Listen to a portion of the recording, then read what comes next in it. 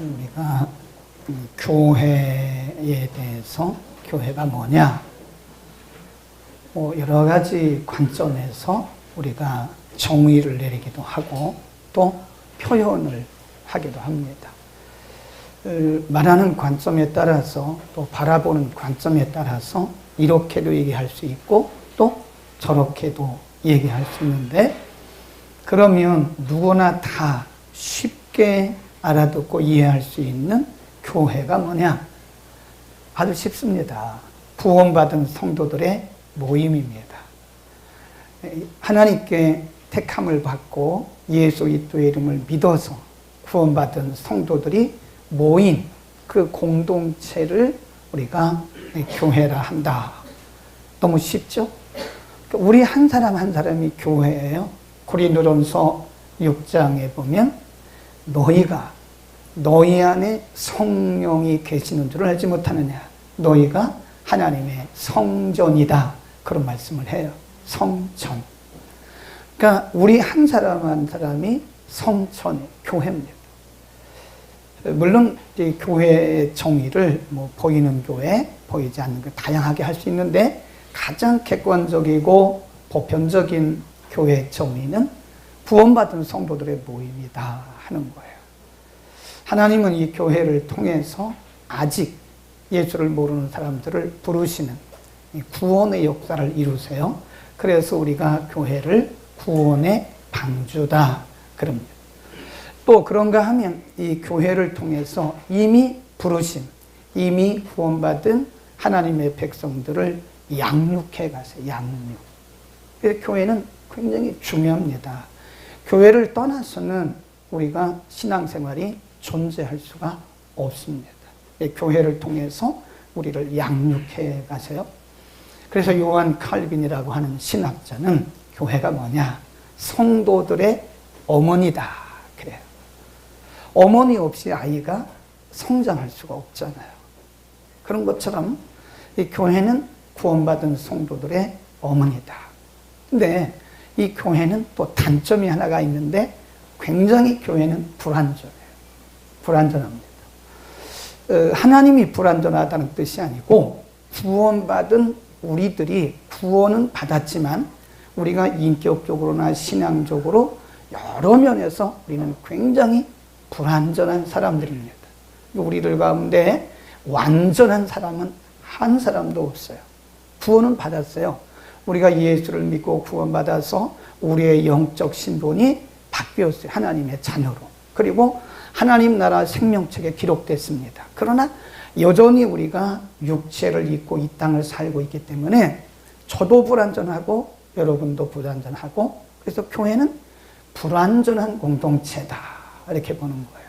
교회는 이 지상에 있는 어떤 교회도 흠이 없는 교회가 없고요. 다 불완전합니다. 불완전한 사람들끼리 모여있는 공동체다. 그럼에도 불구하고 성령이 말씀과 그리고 성령을 통해서 우리를 점진적으로 성화시켜 나가고, 사도 바울은 이런 표현을 해요. 그리스도의 형상이 너희에게 이룰 때까지 내가 해산의 수고를 한다. 그렇습니다. 우리 안에 그리스도의 형상이 다시 회복될 때까지 우리는 끊임없는 영적 전쟁을 해야 된다. 그런 겁니다. 근데 우리가 이 교회 안에, 공동체 안에 소속되어 있잖아요. 그래서 서로 공동체 안에 소속되어 있기 때문에 우리는 이제 교회를 잘 갖고 나가야 돼요. 가정도 마찬가지입니다. 여러분, 우리가 결혼한다고 해서 행복한 가정이 없어요. 부부가 노력해서 다듬어가는 거예요. 아름다운 가정을 다듬어가는 거죠. 결혼 딱 하니까 로맨틱한, 아주 낭만적인 그런 가정 이루어집니까? 아니에요. 계속 싸웁니다. 그러면서 이제 하나씩 양보하고 하나씩 내려놓고, 그러면서 이렇게 아름답게 다듬어져 가는 것이 가정이고, 교회도 마찬가지예요. 우리가 세례받았다고 해서 변한 게 뭐 있어요? 변한 거 별로 없습니다. 우리가 성령 충만하다고 해서 변한 거 있어요? 약간은 있지만 별로 변한 게 없어요. 우리가 목사로 안수받았다고 해서, 장로로 안수받았다고 해서, 권사가 됐다고 해서 변한 거 있어요? 없습니다. 다 거기서 거기에요. 그러나 그럼에도 불구하고 성령과 말씀을 통해서 우리를 점진적으로 그리스도의 형상으로 만들어 가신다. 이게 중요한 거예요. 그래서 우리가 뭐라 그러냐? 홀리 커뮤니언, 공동체, 공교회라 그럽니다. 요즘에 번역된 사도신경에 보면 우리는 옛날에 거룩한 공회라고 그랬잖아요. 그 부분을 번역을 다시 했더라고요. 거룩한 공교회와 거룩한 공교회, 홀리 커뮤니언, 이 거룩한 공동체를 우리가 함께 만들어가는 거예요. 가정도 함께 만들어가는 거죠. 남편이 아무리 혼자 잘해도 소용없습니다. 아내가 함께 내조를 해줘야 되고, 아내가 아무리 혼자 잘해도 안 돼요. 남편이 외조를 해줘야 돼요. 또 부모가 아무리 잘해도 자녀들이 협조가 안 되면 그 가정은 거룩하고 또 성결한 가정, 건강한 가정이 어렵다는 거예요.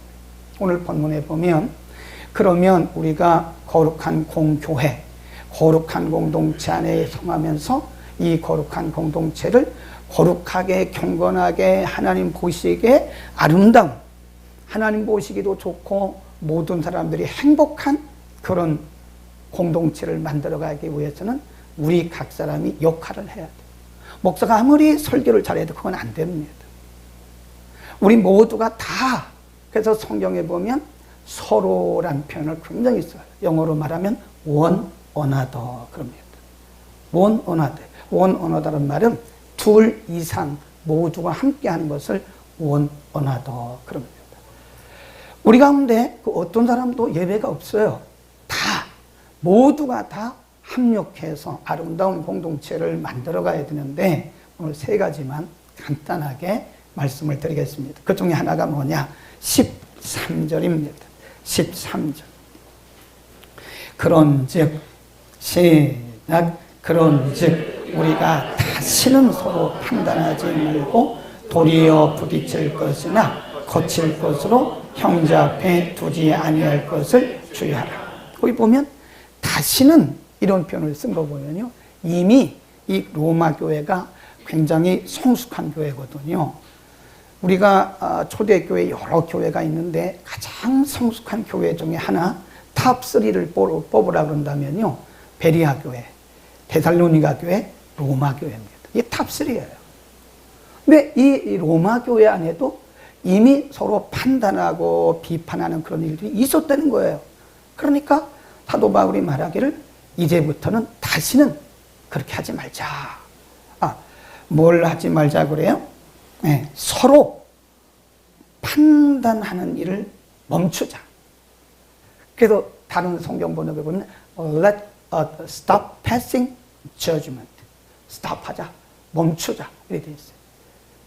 이 판단이라고 하는 단어는요, 정죄라는 뜻입니다. 정죄. 다른 사람의 허물, 다른 사람의 실수, 다른 사람의 허점에 대해서 지적하고 판단하고 비난하는, 이거를 judgment라고 그래요.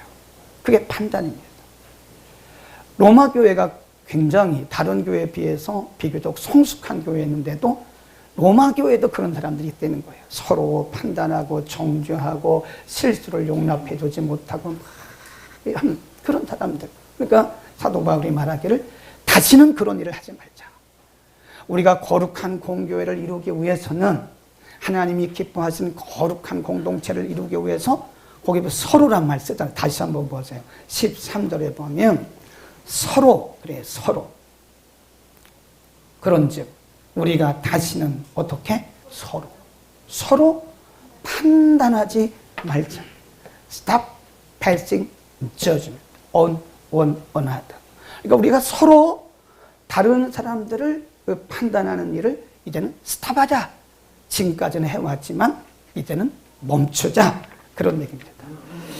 그 주로 어떤 것 때문에 그랬나? 그 뒤로 한번 가봅니다. 14절, 15절 시작. 내가 주 예수 안에서 알고 확신하는 것은 무엇이든지 스스로 속된 것이 없으되 다만 속되게 여기는 그 사람에게는 속되니라. 만일 식물을 인하여 내 형제가 근심하게 되면 이는 내가 사랑으로 행치 아니하라. 그리스도 안에 대신하여 죽으신 형제를 내 식물로 만개하지 마라. 식물이란 말은 음식이에요. 음식. 먹고 마시는 문제. 로마 교회뿐만 아니라 그 당시 초대교회에 굉장히 갈등이 있었던 것이 뭐냐면 율법적 조항입니다. 그러니까 율법에 따라서 이제 돼지고기는 먹지 마라. 우상에게 드렸던 음식은 먹지 마라. 거기 보면 포도주, 술 마시지 마라. 이런 문제가 있던 거예요. 뭐 그때나 지금이나 비슷하게 문제가 대두되고 있죠. 근데 중요한 것은 이 교회 안에 보면요, 신앙의 수준이 같은 게 아니에요. 그런 단계를 훨씬 뛰어넘은 비교적 성숙한 성도가 있고요. 아직도 먹고 마시는 문제 때문에 갈등하고 있는, 헤매고 있는 성숙하지 못한 성도가 있어요. 그리고 여기서 판단이라고 하는 것은, 비난이라고 하는 것은 누가 하는 거냐? 믿음이 부족한 사람이 믿음이 좋은 사람을 비난하는 경우는 거의 없습니다. 왜냐하면 자기도 헤매고 있는데 누구를 비난하겠어요? 오늘도 마찬가지잖아요. 믿음이 없는 사람들은 다른 사람 얘기를 안 합니다. 나도 헤매고 있는데 내가 누구를 말하겠어요? 근데 비교적 그 비난하고 판단하는 사람이 누구냐? 그래도 교회 안에서는 믿음이 성숙하다고 스스로 여기는 사람들이 있어요. 네. 그 사람들이 하는 거죠. 그 사람들이. 비교적 저처럼, 여러분처럼 비교적 이 모든 단계를 뛰어넘어서 이제는 비교적 자유한 사람들이 내 기준에서 사람들을 바라보는 거예요. 그 내 기준에 맞지 못하면, 내 기준에 미치지 못하면 그때부터 우리는 그 사람들의 믿음을 자꾸 지적한. 당신은 왜 믿음이 이렇습니까? 당신은 왜 그거를 먹지 못하죠? 당신은 왜 그것을 먹는 거죠? 라고 우리가 기준이 돼서 다른 사람들의 신앙을 자꾸 비난하는 거예요. 이걸 하지 말라는 거예요. 한번 보죠. 14장으로 갑니다. 14장 1절에 보면 여기도 또 한 번 그런 말씀을 해요. 14장 1절 시작. 믿음이 연약한 너희가 받되 그의 의심하는 바를 비판하지 말라. 그렇죠. 네. 아직 믿음이 성숙하지 못해서 지금 헤매고 있는 건데 우리가 먼저 믿음이 성숙했다고 해서 아직 믿음이 연약한 자를 자꾸 이렇게 비난하는 것은 아니다. 그 다음에 2절입니다. 시작. 어떤 사람은 모든 것을 먹을 만한 믿음이 있고 연약한 자는 채소를 먹느니라. 먹는 자는 먹지 않는 자를 업신여기지 말고 먹지 못하는 자는 먹는 자를 판단하지 말라. 이는 하나님이 저를 받으셨다. 그렇죠? 이게 중요한 거예요. 하나님이 받으셨다는 거예요. 믿음이 약하면 약한 대로, 부족하면 부족한 대로 하나님이 이미 저를 하나님의 자녀로 받으셨다는 거예요. 그런데 남의 하인을 판단하는 너는 누구야? 4절에 그렇게 말씀해요. 보세요. 4절에 시작. 남의 하인을 판단하는 너는 누구뇨? 그것이나 넘어지는 것이 제 주인에게 이는 저를 세우신 것이 누구에게 있대요? 주인에게 있답니다. 주인에게. 그래서 우리가 거룩한 공동체를 이루기 위해서는 내가 기준이 되면 안 됩니다. 우리는 많은 경우에 내가 기준이 돼요. 그래서 내 믿음에 미치지 못하면 다 사람들을 업신여기고 그 사람들을 비난하고 그러면 하나님 말씀하시기를 남의 하인을 평가하고 판단하는 사람 너는 누구야? 그에 넘어지고 서는 것이 제 주인에 있는데 내가 왜 판단하냐? 그런 겁니다. Stop passing judgment.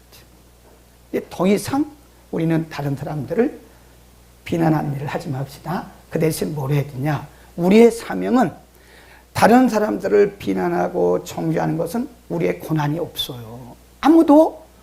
아무도 우리는 다른 사람을 정죄하고 비난하고 평가할 그런 권한이 없습니다.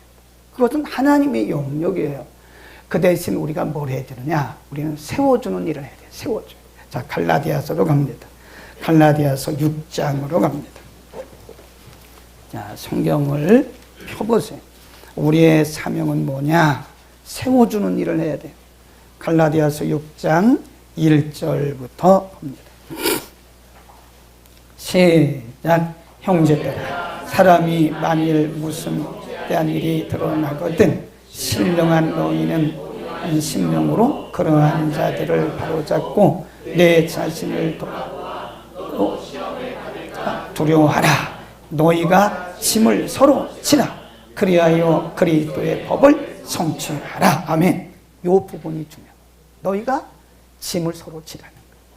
그러니까 믿음이 아직 성숙한 사람들의 그 연약한 부분, 실수한 부분, 부족한 부분, 이런 부분을 자꾸 지적하면 오히려 오늘 본문에 보니까 형제 앞에 장애물을 놓는 거야. 장애물. 그러지 말고 짐을 지라요. 짐을 서로 지라요. 아멘. 우리는 이제부터 그렇게 합시다. 우리의 형제 중에, 우리의 지체 중에 조금 부족한 면이나 실수한 면이나 범죄한 것이 드러나면 내가 하나님인 것처럼 자꾸 내 기준에서 사람들을 비난하거나 평가하거나 판단하지 말고, 아유, 짐을 지란 말이 뭐죠? 아유, 내가 기도를 덜 했구나. 내가 저분에게 더 가까이 갔어야 되는데, 내가 저분을 더 반갑게 맞았어야 되고, 내가 저분에게 더 그리스도의 사랑을 전달했어야 되는데, 내 탓이야. 내가 저분을 위해서 기도하지 못한 탓이야. 짐을 지는 거예요, 그렇게. 아멘. 그게 거룩한 교회 공동체를 이루어가는 거룩한 성도의 삶입니다. 예수님이 가장 싫어했던 사람이 누군지 아세요? 바리새인. 바리새인들은 너무 잘난 척하는 거예요. 예? 자기가 기준이 되는 거예요. 그래서 자기 기준에 못 미치면 다 정죄합니다. 심지어는 예수님까지도 정죄를 해요, 바리새인들이. 예수님 말이 당신은 말이에요. 사람들이 당신 메시아라고 하는데 왜 안식일 날 그런 일을 해요? 막 이러는 거죠. 예수님이 마태복음 23장에 보면 그래서 그 바리새인들 보고 뭐라고 했냐면 화가 있다 그래서 화. 만일 오늘 우리가 바리새인들처럼 다른 사람들의 연약한 부분을 덮어주고 기다려주고 세워주지 못하고 자꾸 이렇게 평가하고 판단하고 비난하면 예수님 우리에게 뭐라고 그래요? 화가 있다. 이렇게 말씀하실지도 몰라요. 우리의 사명은 뭡니까? 기다려주고 설 수 있도록 지지대 역할을 해야 되는 거예요. 저는 농촌에서 자랐어요. 우리 어머니 아버지가 다 농부였습니다. 그래서 중학교 때까지 시골에서 자랐는데 어머니 아버지가 농사 짓는 것을 눈으로 봤어요. 네. 근데 보면요. 이때쯤 되잖아요. 그러면 수수도 태풍이 불면 넘어져요. 고추도 1년 내내 여름 내내 땀 흘려가지고 고추 농사 졌는데 넘어져요. 그래서 가만히 보니까 어머니 아버지가 어떻게 하시나 이렇게 보니까요. 그 넘어진 수수 거기에다가 긴 막대기 하나를 탁 꽂더라고요. 그리고 옅은 아주 연한 끈으로 살짝 매줘요. 그리고 고추도 이게 바람이 불면 다 무너져 버립니다. 그러면 다 세워요. 이렇게 세워가지고 거기다가 이렇게 지지대를 박아요. 지지대가 굉장히 많아요.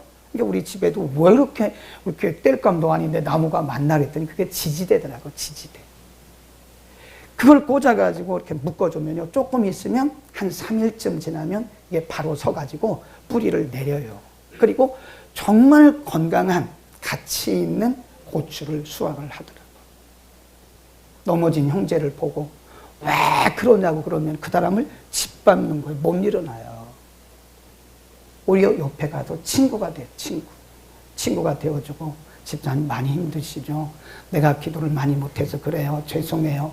내가 집사님 왜 더 기도했어야 되는데 집사님 위해서 기도하지 못했어요. 죄송해요. 이렇게 말해야 된다는 거예요. 우리가 만일 바리새인 같은 그런 마음을 가졌다면 오히려 넘어진 자를 더 넘어지게 하는 거예요. 네, 거기 한번 다시 보세요. 그래서 로마서 14장에 가보면 그런 사람들에 대해서 뭐라고 했냐면 부딪힐 것을 두는 것이다. 13절. 그런즉 우리가 다시는 서로 판단하지 말고 도리어 부딪힐 것이나 거칠 것으로 형제 앞에 두지 아니할 것을 주의하라 그랬어요. 아멘. 우리 서로 세워줍시다. 서로 짐을 져야 돼. 네. 내 책임도 있어요. 우리의 지체들이 넘어지는 것은 그 사람 잘못도 있지만 내 책임도 있고, 그리고 기다려주면 돼요. 기다려주면요, 다시 하나님께서 말씀과 성령으로 그를 성장시키더라고요. 내가 하는 게 아니에요. 조금 기다려주면 돼요. 그냥 못 본 척 하세요. 못 본 척 하시고 뒤에서 기도해주고 그러면 하나님이 이렇게 세워서 이제는 딱 서가지고 열매를 맺어가더라고요. 네. 사실 우리 교회도요, 부사역자들이 많아요. 그런데 예를 들어서 제가 그거를 매번 이렇게 지적을 하면 그분들은요, 제 앞에 못 섭니다. 저는 비교적 눈이 날카로운 사람이거든요. 근데 어느 날부터 안경을 벗었어요, 이제는. 아, 이건 내가 할 일이 아니야. 그래서 다 보고 있어요. 예를 들어 전도사님이나 우리 목사님이나 이런 분들이, 부사역자들이 실수하는 것을 제가 했던 거니까 다 보고 있죠. 근데 뒤에서 기도하고 이렇게 기다려주니까요, 나중에 알더라고요. 그분들도 기도하는 사람이기 때문에 앞뒤다 알아요. 제가 굳이 물론 아주 필요할 때는 약간씩 간접적으로 이렇게 간접적으로 얘기를 합니다. 간접적으로. 아, 기도가 너무 길었어요. 찬양은 조금 쉬운 거로 하세요. 이렇게 그냥 지나가는 얘기로 해요. 근데 다 앞뒤다. 그 다음에 두 번째 16절을 보세요. 14장 16절 시작. 그러므로 너희의 선한 것이 비방을 받지 않게 하라. 이게 거룩한 공동체를 이루기 위해서는요, 우리의 선한 것이 뭐냐면 내가 확신 가지고 있는 것을 말하는 거예요. 내가 확신 가지고. 좋아. 나는 믿음으로 이것을 충분히 할 수 있어. 믿음의 확신을 얘기하는 거예요. 이 사람마다 믿음의 수준이 다르다고 그랬잖아요. 저의 믿음의 수준이 다르고 여러분의 믿음의 수준이 달라요. 아무래도 이제 저는 오랫동안 목회했기 때문에 믿음의 확신이 여러분보다 조금 더 있겠죠. 뭐 그럴도 아닐 수도 있지만 조금 더, 많이는 아니고 조금 더 있을 거예요. 그렇다고 해서 제가 확신하고 있는 것을 막 밀어붙이면 여기 상처받는 사람들이 굉장히 많습니다. 왜 그래요? 그거 옳은 일인데? 그거 하나님 기뻐하시는 일인데 왜 그래요? 아니라는 거죠. 여기서 말하는 선한 것, 너희의 선한 것이라고 하는 것은 내가 가지고 있는 확신을 얘기하는 거예요. 확신. 내가 하나님 앞에 부끄러움 없이 가지고 있는 확신, 믿음의 확신, 믿음의 견고함. 이것을 우리가 다른 사람들에게 이렇게 다 적용을 하잖아요. 그러면 많은 사람들이 상처를 받아요. 상처. 너희의 선한 것이 비판을 받지 않게 하라. 그 말은 내가 확신하고 있는 내 그 확신과 믿음의 열정이 다른 사람들에게 상처나 부딪히는 것이 되지 않도록 하라. 이 부분을 가장 잘 실천한 분이 사도 바울입니다. 사도 바울은요, 영적으로 매우 자유한 사람입니다. 그래서 크리스찬의 자유를 고린도전서 7장, 8장, 9장, 10장에서 계속 말씀해요. 나는 자유하다. 먹는 거, 마시는 거, 우상 숭배하는 거, 우상잼을 먹는 거, 나는 자유하다. 그러나 그는 그 자유를 포기하더라고요. 한번 보자고요. 고린도 전서로 갑니다. 8장입니다. 고린도 전서 8장. 우리가 이런 믿음을 가지고 우리 공동체에서 서로 역할을 해야 될 것 같아요. 272년 전후입니다. 이 고린도전서 8장은요, 우상 제물을 먹는 문제를 다루고 있어요. 우상에게 바쳤던 대부분의 그 고기들이 시장에서 사면 다 우상 신전에 바쳤던 거예요. 근데 그걸 먹을 것이냐 말 것이냐. 사도 바울은 믿음을 따라서 먹으라 이거예요. 네. 그것이 우상에게 바쳤던 제물인 것을 알지만 여러분의 마음에 너는 뭐 괜찮다라고 믿음의 확신이 있으면 먹으라는 거예요. 그러나 거기서 끝나지는 말라. 그런 얘기입니다. 한번 보세요. 8장 9절 시작. 그런즉 너희 자유함이 약한 자들에게 거치는 것이 되지 않도록 조심하라. 지식 있는 내가 우상의 집에 앉아 먹는 것을 누구든지 보면 그 약한 자들의 양심이 담력을 얻어 어찌 우상의 재물을 먹게 되지 않겠느냐. 그러면 내 지식으로 한 자가 멸망하나니 그는 그리스도께서 위하여 죽으신 형제라. 그랬잖아요. 내 지식, 그게 뭐죠? 내 확신, 내 믿음의 확신. 나는 괜찮습니다. 저는 뭐 분명히 믿음의 확신도 있고요. 저는 담대해요.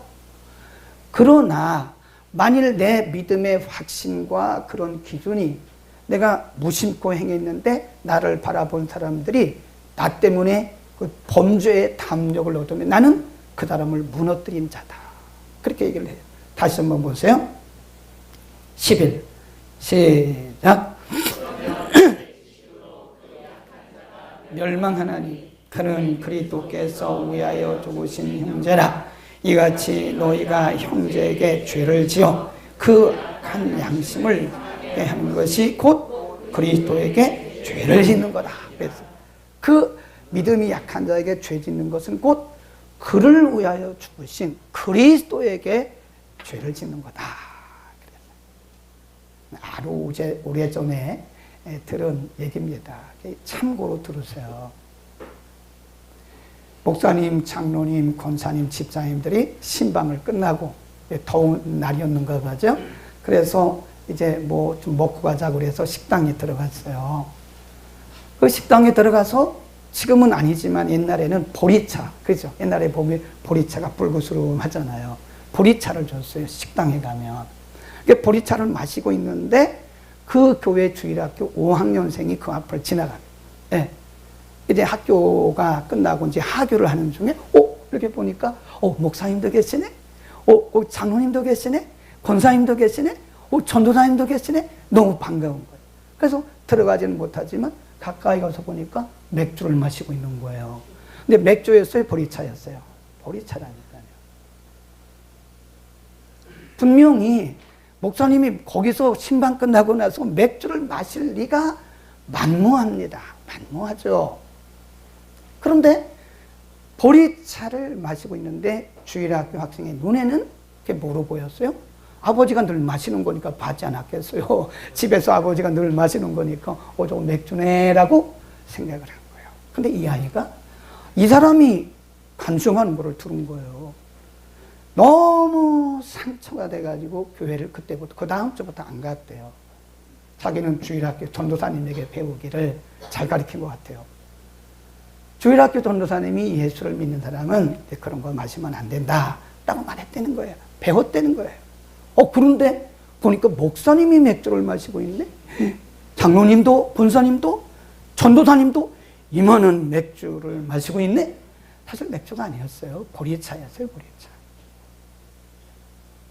지금 이분들은 사실 잘못한 거 하나도 없어요. 그런데 믿음이 약한 이 주일학교 학생에게 동기를 제공해 준 거예요. 그러니까 우리의 선한 것이 비방을 받지 않게 해라. 나는 양심에 꺼리낌이 없어요. 나는 믿음의 확신을 가지고 하는 거예요. 나는 내 믿음의 성숙한 분량을 따라서 하는 거예요. 그러나 거기서 끝나는 게 아니라는 거예요. 누군가가 나를 보고 양심이나 신앙에 큰 상처를 받을 수 있대. 그래서 사도 바울이 뭐라 그러냐? 나는 그래서 평생 우상제물 안 먹겠다. 거기 한번 보세요. 그게 성숙한 사람의 모습입니다. 이같이 너희가 형제에게 죄를 지어 그 약한 양심을 상하게 하는 것이 곧 그리스도에게 죄를 짓는 것이다.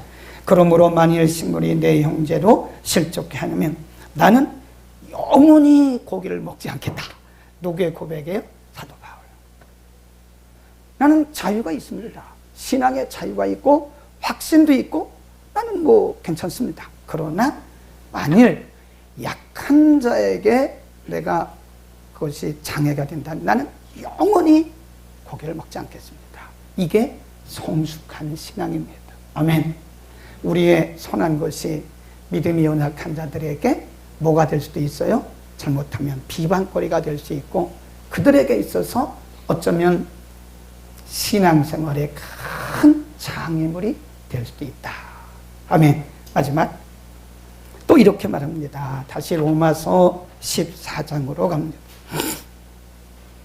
19절 시작. 이러므로 우리가 화평의 일과 서로 덕을 세우는 일을 뭐 한다고 그래요? 힘쓴다. 이 힘쓴다는 말을 다른 번역에 보니까 effort. effort란 말은 노력한다. 땀 흘려서 힘쓴다. 이걸 effort라고 해요. 네.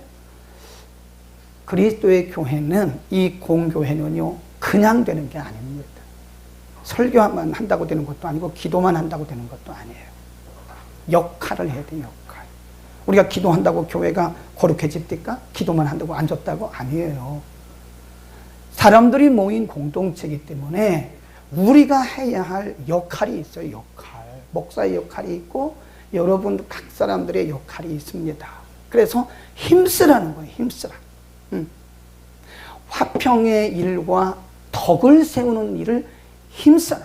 그러니까 교회가 화평이 깨지는 것은 힘쓰지 않았기 때문에 그런, 노력하지 않았기 때문에 그런. 우리가 서로 힘써야, 땀 흘려야 됩니다. 땀 흘려야 교회 화평이 이루어져요. 여러분 가정에 화목이 그냥 이루어집니까?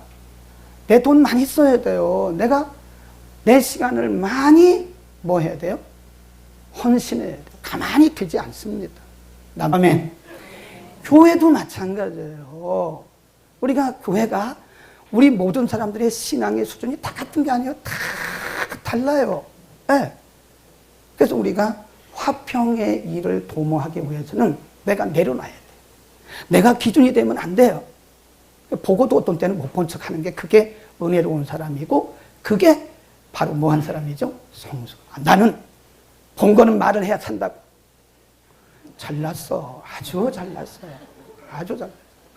나는 본 거를 말하지 않을 수가 없다고. 나는 정의로운 사람이고. 저도 그렇게 살았거든요. 정의로운 게 아니고 그렇게 사니까 사람들을 다 상처 주더라고요. 제가 보니까. 저도 상처를 많이 준 거를 알고 있어요. 그게 아니에요. 지금은 들어도 못 들은 척 합니다. 제가 얘기했잖아요. 저는 거룩한 척 하고요. TV만 딱 보면 불 끄고 잡니다. 그럼 우리 집사람이 얼마나 외롭겠어요. 하루 종일 밖에 나왔다가 집에 들어와서 씻고 뉴스 30분 보고 그냥 자는 거예요. 그럼 하숙생이지 뭐. 결혼을 뭐로 했어요, 제가. 근데 요즘은 안 그래요. 60 넘어서부터는요. 제가 TV 봅니다. 세상에 이런 일이 얼마나 재밌는지 아세요? 한국 남자의 40%가 보고 있는 프로그램이 뭔지 아세요? 그렇지. 나는 자연인이다. 그거 거의 매주 봅니다. 그 프로그램 모르면 한국 남자 아니라잖아요. 아세요, 장모님? 오, 아시네요. 지휘 알아요? 듣기만 했죠? 그것도 보세요. 그것도 보고 같이 웃어. 옛날에 제가 그런 일이 없었어요. 그냥 앉아서 자연인이다. 재밌다. 막 이래요. 사실 빨리 자고 싶죠. 근데 가정의 화평을 이뤄야 되는 거예요. 뭘 하니까? 내려놓으니까. 내가 내려놔야 돼요. 자기 잘났다고 자기 중심으로 살아가면 내 주변의 사람들 많이 힘들게 하고요. 많은 사람들 상처 주는 거예요. 그러니까 도모하라는 거예요. 힘쓰라는 거예요. 힘써야 돼요. 내가 내려놓으면 돼요. 꼭 내가 기준이 되지 말고 상대방에게 맞춰주세요. 됩니다. 오늘날 기도하는데 하나님이 마음속에 이런 마음을 주세요. 주변을 좀 돌아봐라. 주변을 돌아봐라. 그래서 주변을 돌아보기 시작하니까 가장 처음 보이는 게 누굴까요? 아내들이에요. 아내. 내가 주변을 돌아보니까 내게 아내에게 할 일이 너무 많다. 너무 못했다. 그때부터 시간을 한 달에 2번씩 시간을 다 줄여가지고요. 사모님을 위한 날을 정했대요. 그래서 그날이 아무도 전화 안 받아요. 멋지죠? 교회도 마찬가지예요. 교회도 내가 내 기준이 되면 교회는 화목할 수가 없습니다. 역할을 하는데 내려놔야 돼요. 나를 내려놓으면 이제 주변이 보이기 시작해요.